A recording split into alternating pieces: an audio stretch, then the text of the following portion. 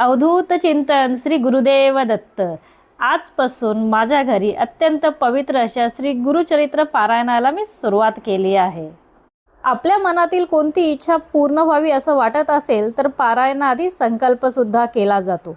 तर इथे आज मी ज्या प्रकारे पारायण केलं आहे ती पद्धत मी तुमच्यासमोर मांडणार आहे। त्यामध्ये चुका सुद्धा असू शकतात, पण मी ज्या भक्तिभावाने केलं आहे तेच मी तुमच्यासमोर मांडत आहे। तुम्हाला जर व्हिडिओ आवडला तर व्हिडिओला लाईक आणि शेअर जरूर करा।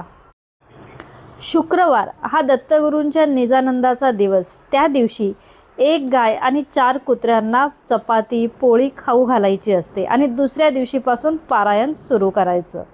तर पारायण सुरू करताना आधी मी ही समई लावली, परंतु आमच्या घरात भरपूर हवा येत होती आणि समई टिकतच नव्हती, सतत विझत होती। घरातील देवांची पूजा केल्यानंतर मी कलशाची आणि गणपती बाप्पाची स्थापना करून घेतली। नेहमीप्रमाणे कलशाची मांडणी केली, म्हणजेच कलशामध्ये पाणी, अक्षता, सुपारी, नाणं, फूल, हळदी कुंकू हे सर्व ठेवलं। त्यावर विड्याची 5 पाने ठेवली। त्यानंतर त्यावर एक नारळ ठेवला। पाटावर थोडे तांदूळ ठेवून त्यावर हा कलश स्थापन केला। तर नेहमीप्रमाणे आपण कोणतीही पूजा करतो तेव्हा पूजा जसं मांडतो, म्हणजे गणपती बाप्पा, कलश स्थापना, अशा प्रकारे पूजा करून घ्यायची आहे। आपल्याकडे स्वामी समर्थ किंवा दत्तात्रय यांची एखादी मूर्ती असेल तर ती मूर्तीसुद्धा त्यामध्ये ठेवायची आहे, म्हणजे पाटावर मांडायची आहे। माझ्याकडे स्वामी समर्थांची मूर्ती आहे, तर तीच मूर्ती मी इथे मांडलेली आहे पूजेमध्ये। तसं पाहायला गेलं तर तुम्ही पारायण केव्हाही सुरू करू शकता, पण जर शक्य असेल तर शनिवारपासून ग्रंथ वाचन म्हणजेच पारायण सुरू करा आणि शुक्रवारी गाईला आणि कुत्र्यांना चपाती किंवा पोळी खायला द्या।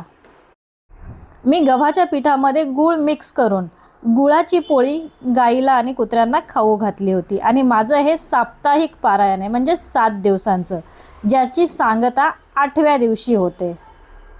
जेव्हा आपण घरातून पारायण करतो ते साप्ताहिक म्हणजे 7 दिवसांचंच असतं। गुरुचरित्र पारायणामध्ये आहाराला खूप महत्त्व आहे। मी 2 वेळा जेवत होते आणि दोन्ही वेळेला मी गव्हाची चपाती आणि भाज्या वेगवेगळ्या प्रकारच्या असायचे। त्यामध्ये मी कांदा आणि लसूण वापरला नाही, म्हणजे कांदा लसूण पूर्णपणे वर्ज्य होता। काही जण सेमच म्हणजे एकच भाजी आणि चपाती खातात किंवा काही जण उपवाससुद्धा करतात। तर आपल्याला जसं जमेल त्याप्रमाणे आपण करायचं आहे। पूजेची मांडणी झाल्यानंतर पुढे आणखीन एक पाट मांडायचा आहे।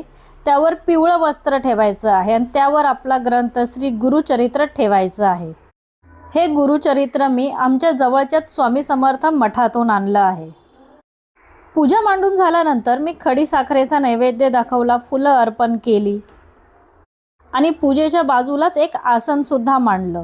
हे आसन सद्गुरूंसाठी, म्हणजे जेव्हा आपण गुरुचरित्राचं पारायण करतो, गुरुचरित्र वाचतो, तेव्हा श्री दत्तगुरू आपल्याकडे ते ऐकण्यासाठी येतात, म्हणजे 7 दिवसातून एकदा तरी दत्तगुरू आपल्याकडे येऊन जातात, म्हणून ते आसन ठेवायचं असतं।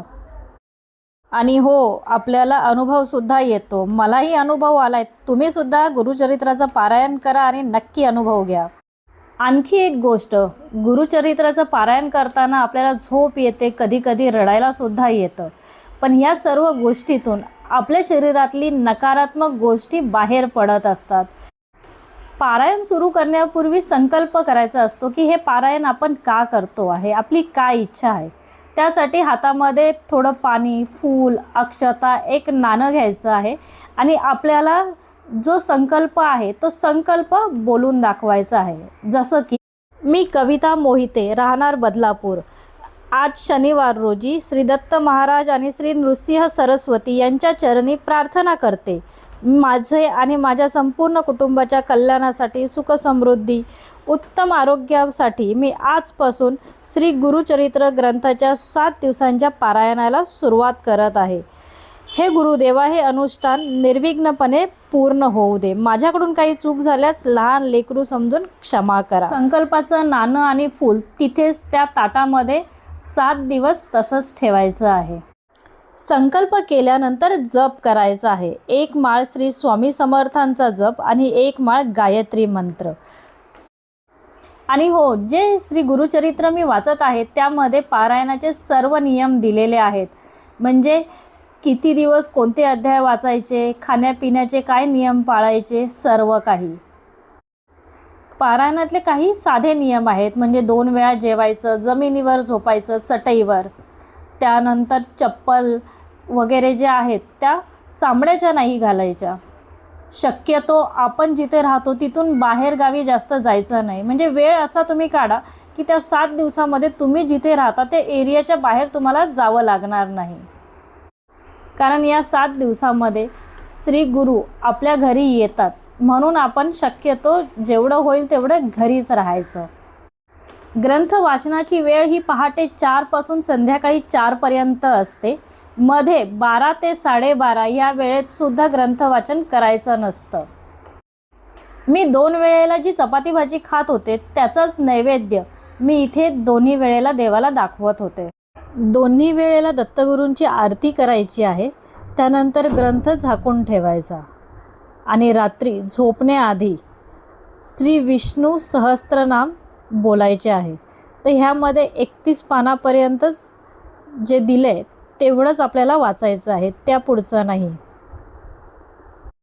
विष्णू सहस्त्रनाम वाचल्याने दिवसभरात आपल्याकडून पारायणात ज्या चुका झाल्या आहेत त्या माफ होतात. 8व्या दिवशी पारायणाची समाप्ती करण्यासाठी आपल्याला नैवेद्य दाखवायचा आहे. दत्तगुरूंना, गाईला, आपल्या कुलदेवतेला, वास्तुदेवतेला अशा प्रकारे 4 नैवेद्य करायचे आहेत. पारायण झाल्यानंतर आठवणीने ग्रंथ पिवळ्या कपड्याने झाकून ठेवायचा आहे.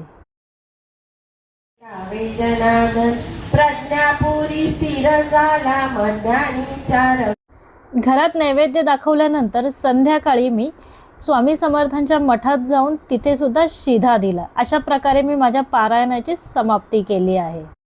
काही जण लोकांना जेवायला घालतात, प्रत्येकाची वेगवेगळी पद्धत आहे, पण आपल्याला जे जमतं तेच करावं.